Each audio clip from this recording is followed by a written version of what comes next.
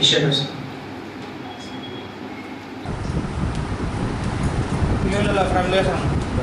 নির্বাচন হচ্ছে, আপনাদের মহিলা মোর্চা থেকে আপনারা কতজন? আজকের এই যে প্রেস মিট আমরা আপনাদেরকে ডেকেছি, খুব অল্প সময়ের মধ্যে আপনারা এসেছেন, আপনাদেরকে আবারও আমি ধন্যবাদ জানাচ্ছি।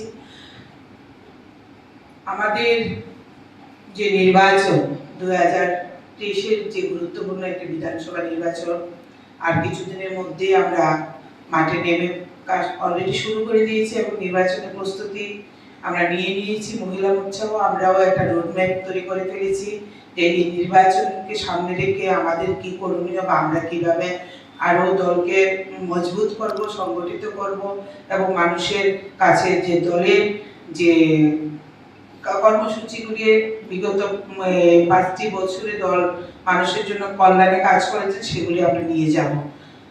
তার মধ্যে আমাদের জন্য একটা সুখবর, সেটা হলো যে এই প্রথম আমাদের রাজ্যে আমাদের রাষ্ট্রীয় মহিলা মোর্চা সভানেত্রী, যিনি তামিলনাড়ুর কোয়েম্বাটুর বিধানসভা কেন্দ্র থেকে এমএলএ, একজন চিত্র তারকা কমল হাসানকে উনি পরাজিত করে উনি জয়ী হয়েছে। আমাদের রাষ্ট্রীয় মহিলা মোর্চা সভানেত্রী আগামীকাল আমাদের রাজ্য সফরে আসছেন শ্রীমতী ভারতী শ্রীনিবাসন। তো উনি এই প্রথম আমাদের রাজ্যে আসছেন, সেটা আমাদের মহিলা মোর্চার জন্য অত্যন্ত আনন্দের বিষয় এবং গর্বের বিষয় এবং উৎফুল্লতার বিষয়। তো ওনার এই সফরকে সামনে রেখে আপনাদের কাছে আমরা একটা কর্মসূচি দিচ্ছি যে আমরা এই দুদিনে ওনারকে সামনে রেখে আমরা কি কাজ করতে চলছি। উনি আগামীকাল 2:20-এ আগরতলা বিমানবন্দরে পৌঁছাবেন। উনি পৌঁছানোর পর ওনাকে আমরা গেস্ট হাউসে নিয়ে যাব। তারপর আমরা বিকেল 3:30টায়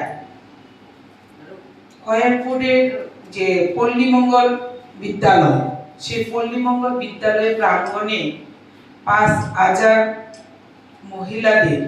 মহিলা মোর্চার উপস্থিতিতে আমরা একটা গুরুত্বপূর্ণ জনসভা রেখেছি।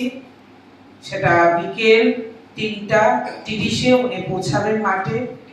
সেই জনসভায় আমাদের মধ্যে উনি উপস্থিত থাকবেন এবং খয়েরপুর বিধানসভা, মজলিশপুর বিধানসভা থেকে সেই জনসভায় মহিলারা অংশগ্রহণ করবেন।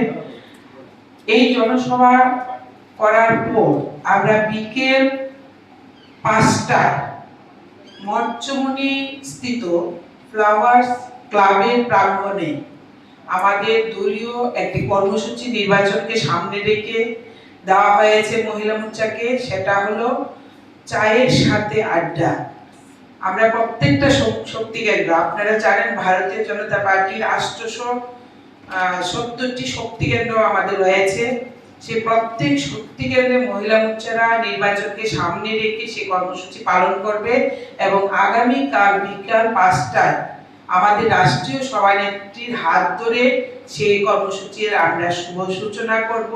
ফ্লাওয়ার্স ক্লাবে আগামীকাল বিকাল 5টায় আমাদের রাষ্ট্রীয় সভানেত্রী সেখানে উপস্থিত থাকবেন এবং ওনার সঙ্গে আরো আমাদের ন্যাশনাল সেক্রেটারিও আসছেন 2জন, ওনারাও উপস্থিত থাকবেন।